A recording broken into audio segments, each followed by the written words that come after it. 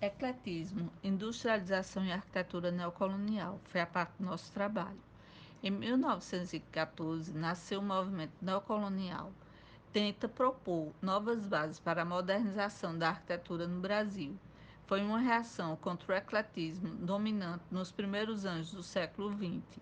A orientação nacionalista no movimento se explica na defesa das manifestações artísticas tradicionais como expressão de nacionalidade. É um elemento de constituição da arquitetura brasileira. O estilo neocolonial gozou de grande preeminência na cena cultural do Brasil. Esse movimento fez parte de um novo comportamento cultural que caracteriza o período republicano no Brasil, 1889 a 1930, que buscaria uma identidade brasileira à raiz de uma nação que então ressurgia em uma estrutura republicana. A conferência A Arte Tradicional no Brasil, realizada em 1914 na Sociedade da Cultura Artística de São Paulo, constituiu um marco no movimento neocolonial. Na conferência, o engenheiro português radicado no Brasil, Ricardo Severo, proferiu discurso sobre o tema Cultura à Tradição. Nele, defendeu o estilo da arte colonial para perfeita cristalização da nacionalidade. A cultura, a tradição, é a exaltação das raízes culturais e étnicas portuguesas, estão na base da defesa de uma arte brasileira e de um renascimento arquitetônico, nos termos de Ricardo Severo. O ecletismo arquitetônico reinante no século XIX e XX seria o movimento neocolonial, né? Que propõe uma arquitetura de caráter nacional, cujas raízes surgem através de dois principais movimentos, né? Que seria o movimento colonial, que era as raízes da cultura arquitetônica produzida no Brasil, e a, uma nova vertente que estava surgindo para a época, né? Que era completamente estranho para o Brasil, que era o movimento modernista, né? E esse movimento ele acaba se sobrepondo, mas não deixando de lado a nossa arquitetura colonial. Com isso, é, vai surgir uma nova interpretação dos espaços e um novo surgimento de novos materiais para a arquitetura, como é o exemplo de treliça, azulejo e etc. E também a forma de se pensar nos espaços em relação a varandas generosas, a beirais, a pátios ensolarados, que antes na arquitetura colonial não era pensado. A ausência de uma arquitetura indígena que pudesse ser resgatada impõe o retorno do Barroco e do Rococó. Ricardo Severo pregava a necessidade do retorno de obras de grandes mestres como Jantin e Aleijadinho, bem como as construções do século XVIII português. O Palacete Luna de Oliveira, de 1916, na Avenida Paulista, projetado por Ricardo Severo, é considerado um dos primeiros e mais importantes exemplares da arquitetura residencial neocolonial. Entre 1920 e 1924, Ricardo Severo projetou a Casa Lusa em São Paulo e a Casa Praiana, no Guarujá. Em 1926, era responsável pelo plano de beneficência portuguesa de Campinas e Santos, além da Casa José Moreira e o edifício comercial localizado na Avenida São João, em São Paulo. A última construção neocolonial importante de Ricardo Severo é o edifício da Faculdade de Direito de São Paulo, em 1939.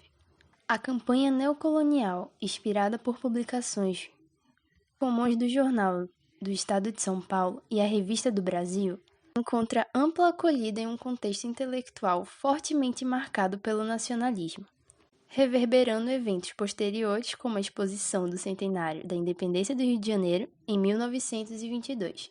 Vários pavilhões foram erguidos de acordo com a necessidade do estilo, que logo seriam adaptados a igrejas, escolas e residências. A Semana de Arte Moderna em São Paulo, ocorrida em 1922, tinha escritores como Monteiro Lobato, Ribeiro Couto, Manuel Bandeira, e Mário de Andrade, além de artistas e arquitetos como Alexandre Albuquerque, Adolfo Pinto, Ernesto de Cunha e dentre outros, que aderiram imediatamente ao movimento. Neste grupo destaca-se o médico e historiador da arte José Mariano Filho. Segundo algumas fontes, o responsável pela denominação neocolonial é Lúcio Costa, que se liga ao movimento entre 1917 e 1930.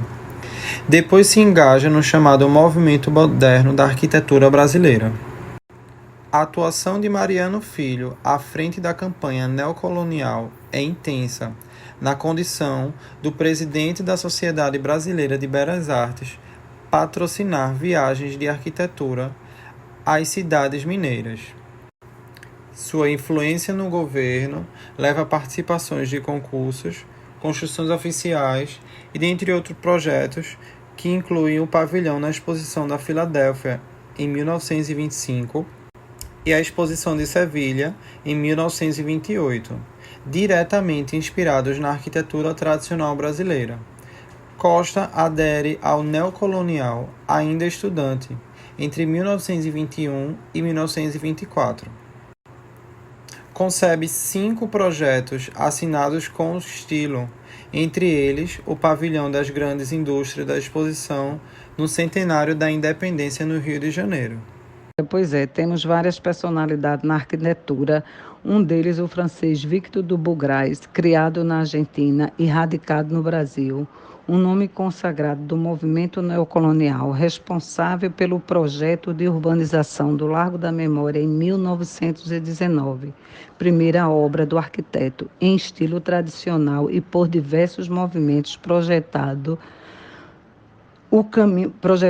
o Caminho do Mar em 1922, ambos em São Paulo, considerado obras-primas da arquitetura neocolonial brasileira. O movimento neocolonial veio como uma transição e etapas necessárias para o movimento moderno. O fato é que tanto o neocolonial quanto o moderno estão envolvidos nas tentativas de recuperação da tradição e nos impasses nelas implicados. Como conciliar tradição e modernidade? É o desafio colocado pelos dois movimentos e seus adeptos. As principais características da arquitetura neocolonial podem ser observadas, por exemplo, no uso de azulejo, treliças, os beirais, as varandas e os pátios ensolarados, bem como a sua forma de sentir, seus fazeres e seus pensares. Todas as marcas se diferenciam da produção feita em outros cantos, mantendo a identidade do povo brasileiro.